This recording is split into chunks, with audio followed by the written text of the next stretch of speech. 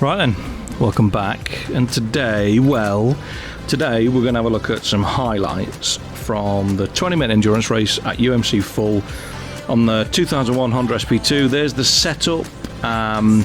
Note the 10s and 5s across the board for front and rear end and all sorts of stuff, and that is where we ended up at 240.190. Now, this is a big track. It's a big lap, nearly 3 minutes for a lap.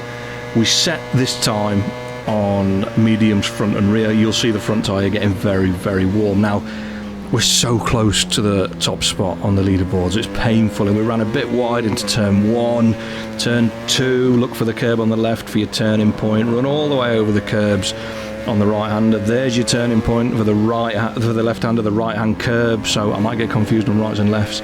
Treat this as one long corner, skip across the curb, run out to the right-hand side, and as soon as you see the braking markers, hard on the brakes. I was a little bit late there, but the front end on this bike, again, that setup from absolutely my boy Rafa. You have nailed it, mate, with that rebound setting. Absolutely fantastic. Look for the curb on the left for the tightening. Turn 7, run across to the left, then back to the right, look for the curb. The curbs on this track are absolutely key.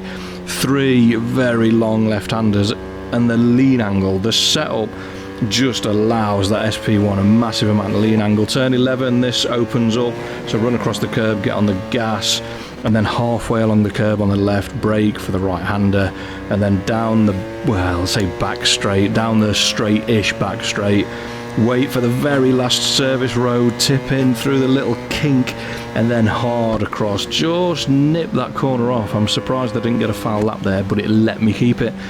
Tight for the left, back across for the right, and they all are a little bit slower one after the other, so you've got to make sure that you can turn and brake and control it. 2 right-handers that are a little bit fiddly. Again, use the curbs, look for the curb on the right, brake. Double left-hander, make sure you treat it as one corner. Go for a late apex and it'll set you up really nicely for the short straight up to my favourite corner, the little chicane where we cut right across the curbs. Again, use the curb as the braking marker, flick across, over the curbs again, run out to the right, look for the 200-metre board on the right hand side. The bike's sliding about because the front end is absolutely nailed into the tarmac. Look at the front tyre getting nice and warm. Look for the curb again, a little bit late on the brake again. It just ran a little bit deep. I mean, that is just the track in the right light conditions is absolutely stunning. And then pick your line through the last corner. Do you go deep? Do you go wide? Do you go late apex and early apex? I prefer the late apex on this track. Tend to run a bit wider on the way in, carry a bit more speed and go for a late apex.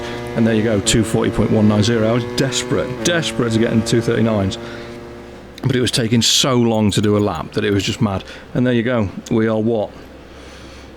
Oh, dear me, a tenth and a bit of a second off the top spot. I think I could get it, I just need to spend a bit more time. The race itself, yes, don't forget to check the description for more information. There's always stuff in there that I forget. The first thing we did when we got off the start, which wasn't too bad, there was a couple of AI shenanigans going on. We went straight to eco mode. We've gone hard front, medium rear. Now, I wasn't really concerned about fuel. For some reason, this track, despite being a massive lap and despite being really fast, it's not heavy on fuel. Somewhere like Imola or Brands Hatch is much heavier on fuel than this track. It must be a coding glitch. But there's a little bit of argy-bargy. We had one of the best overtakes past 2 bikes just then, and then we're sliding about, and they want to come back up the inside.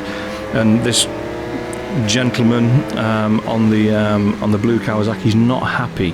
He's not happy at being displaced, so he comes back up us through turn 8, back underneath us, and decides he's going to fall off. And then his mates all get involved, and there's loads of shoving wide. And then we go back between 2 bikes. There is a lot going on this first lap. It was rather busy, it was rather hectic. There was a lot of I'm going to have a big accident unless I move out of the way. So we've ended up back down in 11th. We dragged past the very square GSXR 750, but then we run wide into 16, and he's back underneath us, or they're back underneath us, he, them, they, whatever their preferred pronoun is. There's a little bit of encouragement for them to move on the way into 17. We get past them on the way out of 17, but then they come back underneath us again. through turn 18 and 19, so we've got to leave it late on the brakes and use our superior front end grip and lean angle to get past through the chicane. Then we get a run out of what, 23 through 24, and I thought I could get past the rider in 8th. I can't, because he decides he's going to come, or they decide they're going to come back underneath us, Tommy Edwards. But there's a lot of bump in a barge. I mean, the SP1 is nothing if it's not resilient. There's a lot of bikes where you've been on the deck in the gravel and doing somersaults and God knows what. Down the straight, because we're on eco mode, we don't really have a massive amount of top speed or straight line speed, so we've got to do it the hard way and draft and get on the brakes. I was expecting a return of serve there from Tommy Edwards, but for some reason it didn't come. Through our favourite bit of the track, turn 2, 3, 4, we get a great run and go underneath Peter O'Donnelly, and then we go underneath Michael D'Angelo. I thought again there was going to be a return of serve, it never came. Back end of the lap, through first attitude, second attitude, the chicane, one of my favourite areas, we get past another, and then I think, I can get past this ZXR 750 on the way into the last couple of corners. And I just run wide, just the wrong, my weight on the bike was the wrong way, and we ended up getting tangled and we end up on the floor. We get back on, there's all sorts of shenanigans going off with the pits. If you watch the full length race, the AI are just shocking into the pits. They're falling off left, right and centre. The number of riders that ran out of fuel as well is just absolutely disgusting. There's an absolute rabbit away with this track and the coding and the mapping, but I mean, 2/3 of the way round lap 3, we're up to 6th. We've got what, 73% fuel left. I decide to go up the inside of the FZR and it ends in tears. The bike's so heavy, full tank of fuel. I mean, when you do the times on the time attack, it's low fuel, full power mode, the conditions don't change, so it's a very kind of static environment, and it was just catching me out. It was all over the place on lap 3. There was all sorts going off. We've ended up back down in 7th. Halfway round, a third of the way around lap 4, our favourite bit, through 2, 3 and 4 again, we are putting a fellow SP1 rider under a lot of pressure, and we don't encourage him to move out of the way, but we just use our superior edge grip to get past them and then keep them there on the brakes. I was rather happy with that because there was no contact, there was no argy-bargy, and didn't leave them anywhere to come back through. Again, FZR 750, just using the superior drive on one of our favourite bits of track and just stuffing it up the inside and leaving them nowhere to go. A very, very, very, very tried and tested tactic. A nice block pass up through the chicane, we get past another one. We're up to 4th, and I think, do you know what, I'll have the ZXR 750 on the way in here as well, and we just get a slide on, and every time I've gone for the second overtake or a bit of a dodgy overtake, it's ended in tears. We were down in 6th, we got past the Kawasaki that we knocked off straight away to 5th, we got a little bit of a time penalty through the chicane, but we're up to 4th. And fuel loads, look at the fuel loads.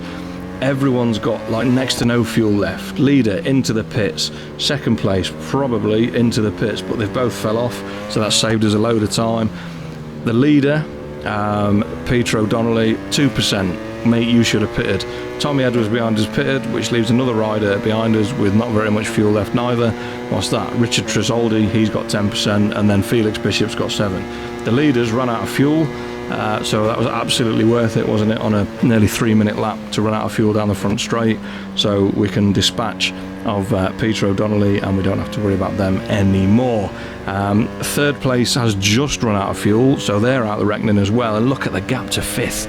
Look at that gap, that is a huge gap. It's going to be 30-40 seconds, and as we come through lap 7, this is the penultimate lap, Richard Tresoldi has conveniently run out of fuel, and look at that gap all the way back to 4th. It's absolutely huge. Now, I did consider backing off and cruising across the line and not doing an extra lap, but my OCD, my moral compass, whatever you would like to call it, didn't allow me, and I just thought, no, I'll do an extra lap and I'll spend another 3 minutes tempting fate with a cold front tyre and just falling off. We've got loads of fuel. I'm not concerned about the fuel at all, and as we come through the last 2 or 3 turns, we've got what, a 50-odd second gap, so I could have quite happily pitted. It wouldn't have been a massive issue. A lot of the AI riders went into the pits again for a second stop. Madness. And we've pretty much timed the fuel and tyre strategy for the rear to perfection. The front was a little bit shabby. I probably could have run a medium and got away with it and would have been alright. But yeah, there you go, way off the fastest pace we did in testing. I was 2:44, so almost 4 seconds slower, but we smashed them over a minute. Absolutely smashed them by miles. And there you go. I thoroughly enjoyed that. I know we did the Mondeo Paiga, which is basically the same bike with a fancy frame, but the HRC bike, it's just, I don't know, I just like it more. It's HRC. HRC don't do many things, do they? But there you go. Thanks for watching. Have a look at the full length race if you haven't. And fingers crossed, I will see you next time. Take care. Stay safe. Peace.